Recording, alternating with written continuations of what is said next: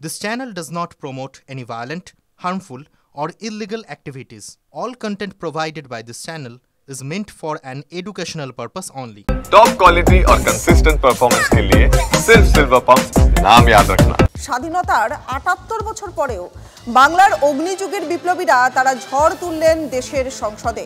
Cellular জেলে বন্দী বাংলার দুই বিপ্লবী উল্লাসকর দত্ত এবং বারিন ঘোষের কোনো মূর্তি নেই, বসানোরও কোনো পরিকল্পনা নেই। তৃণমূল সাংসদ ঋতব্রত বন্দ্যোপাধ্যায়ের প্রশ্নের জবাবে কেন্দ্রীয় সংস্কৃতি মন্ত্রক একথা জানানোর পরেই সরগরম হয়ে উঠল রাজ্য রাজনীতি। ঋতব্রতর দাবি যে বর্তমান কেন্দ্রীয় সরকার যে বাঙালি বিরোধী, এই তথ্য তার জলজ্যান্ত প্রমাণ। সাগর ঘেরা মৃত্যুপুরী, ব্রিটিশ শাসনযন্ত্রের দখল কায়েম করার এক নৃশংস কয়েদখানা।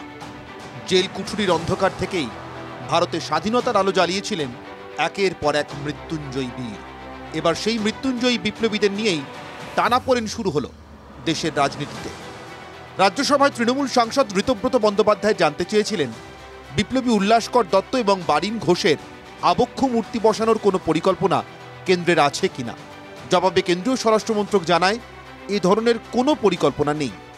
একেবারে যাকে বলে দেওয়া হয়েছে না, বড় করে একটা না। তো বিপ্লবী উল্লাসকর দত্তের মূর্তি থাকবে না, বিপ্লবী বারিন ঘোষের মূর্তি থাকবে না সেলুলার জেলে, তো সেলুলার জেলে থাকবে কি?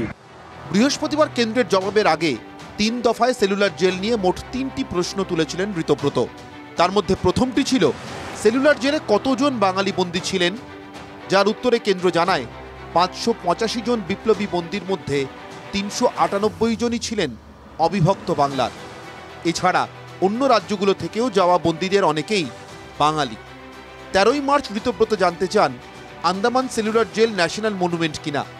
সেই প্রশ্নের জবাবেও কেন্দ্র জানায় সেলুলার জেল এখনও ন্যাশনাল মনুমেন্ট নয়।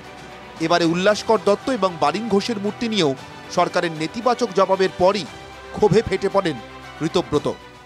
এই সরকার আদ্যপান্ত বাঙালি বিরোধী, আর দেশের স্বাধীনতার লড়াইয়ের ক্ষেত্রে এদের কোনো ভূমিকা ছিল না। আর আজকে উত্তরের মাধ্যমে আবারও প্রমাণ হয়ে গেছে এরা বাংলার মানুষকে, বাঙালিকে উল্লাস দত্ত, বারিন ঘোষের মতো বিপ্লবীদের কি চোখে দেখে। বিজেপি ক্ষমতায় আসার পর সেলুলার জেলের বন্দীদের মধ্যে কেবলমাত্র বিনায়ক দামোদর সাভারকরকে নিয়েই সরকারি প্রচার চলছে বলে অনেক দিন ধরেই অভিযোগ তুলছেন বিরোধীরা। এবারে উল্লাসকর এবং বারিন ঘোষ নিয়ে সরকারি জবাব তাই নতুন করে সেই বিতর্ক উস্কে দিয়েছে। বেশিরভাগই বাঙালি, একবার সেলুলার গেলে জেনে দেখবেন বহু বাঙালি।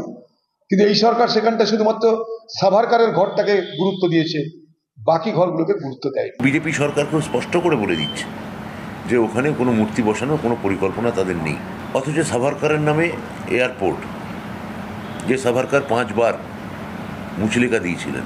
বিজেপি যে বাঙালিকে, বাংলাকে, বাঙালির আন্দোলনকে কতটা খাটো চোখে দেখে, এই উত্তর সেটাই প্রমাণ করছে। ভারতবর্ষের ইতিহাসে পুনর্লিখন প্রয়োজন আছে।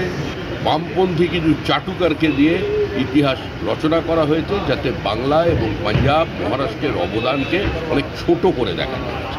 ১৯০৮ সালে আলিপুর বোমা মামলায় বিপ্লবী উল্লাসকর দত্ত এবং বারিন ঘোষের মৃত্যুদণ্ড হয়।